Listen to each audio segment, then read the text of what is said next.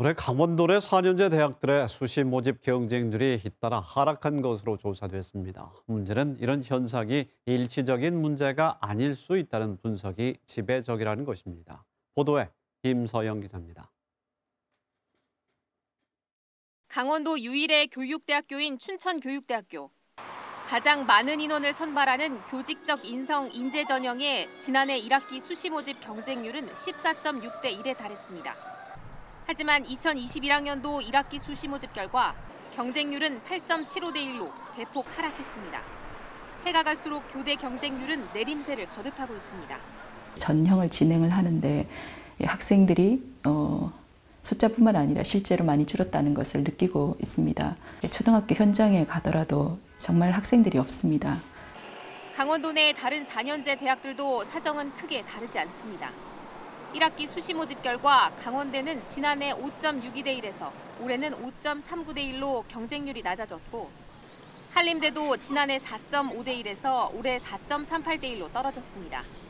학령 인구 감소에 따라 잇따라 수시 경쟁률이 하락하면서 대학들의 위기감도 커지고 있습니다. 강원도의 학령 인구는 2015년 19만 9천여 명에서 올해 15만 1천여 명으로 줄었습니다.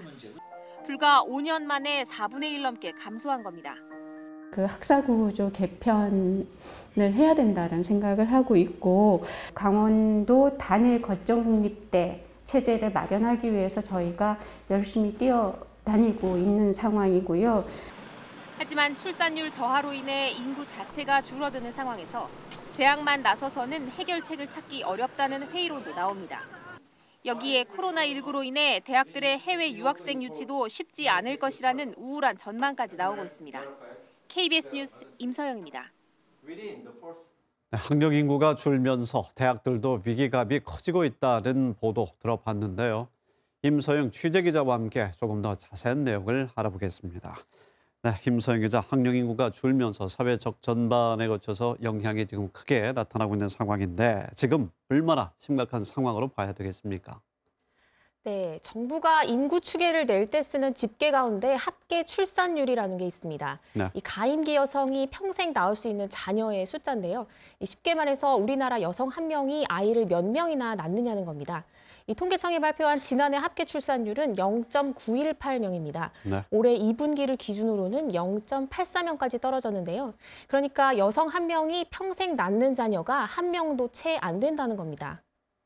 아이를 낳지 않으니 당연히 학교에 다니는 학령 인구도 줄 수밖에 없습니다. 실제 강원지방통계청이 발표한 2020년도 강원 지역 청소년 통계를 보면 학령 인구로 분류되는 만 6살에서 21살 사이 인구가 올해는 22만 4천 명이고 네. 2045년이 되면 14만 3천 명까지 줄 것이라는 전망이 나옵니다. 앞으로 25년 동안 청년이 40%는 줄 거라는 얘기입니다. 심각한 문제가 아닐 수가 없는데 강원도의 경우에는 출산율 저하뿐만 아니라 인구 유출로 인해서 그 심각함은 더할 것으로 우려된다고요? 네, 맞습니다. 교육도, 보육 환경도 열악하고 일자리도 마땅치 않다 보니 강원도의 인력은 계속 수도권으로 떠나가고 있습니다. 인구가 줄다 못해 이젠 아예 소멸 위기에 빠진 곳도 있는데요. 네네. 한국고용정보원에 따르면 도내 18개 시군 가운데 춘천과 원주, 속초를 제외한 15개 시군이 인구 소멸 위험 지역으로 분류됐습니다. 더 심각한 건 앞으로도 이런 상황이 해결될 기미가 보이지 않는다는 겁니다. 도내 상당 부분을 차지하던 군인 가족들이 국방개혁 2.0의 영향으로 이미 다른 지역으로 빠져나갔거나 앞으로도 빠져나갈 예정입니다.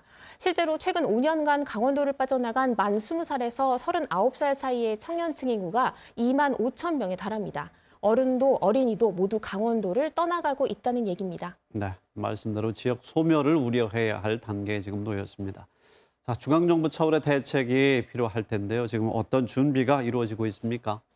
네, 정부는 먼저 교육대학과 사범대학의 통폐합안을 내놨습니다. 어린이들이 주는 만큼 교사 숫자 조정도 불가피하다고 판단한 겁니다. 네. 또 대학의 구조개혁 평가 등을 통해 재정 지원과 국가 장학금 지급을 중단해 부실대학 퇴출에도 나섰습니다.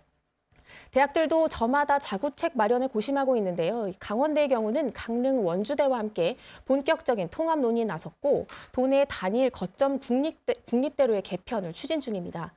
또 산업구조 변화 등으로 사회적 수요에 맞도록 학사 구조를 개편하거나 학과 조정이나 자율 전공제도 확대 등을 통해서 학생들의 선택권을 넓히려는 시도도 진행되고 있습니다. 네, 교육계와 지역에 미치는 영향이 상당히 큽니다. 자, 그럼 이런 현상이 우리나라만의 문제가 아니었을 텐데요. 다른 나라의 상황은 지금 어떻습니까? 네, 전문가들도 일본이나 독일 사례를 참고해야 한다고 조언을 하고 있습니다. 네. 교육의 질을 높이고 농어촌 지역의 출산과 양육 환경을 개선하는 것, 또 대학의 전문성을 강화하는 방안이 논의되고 있습니다.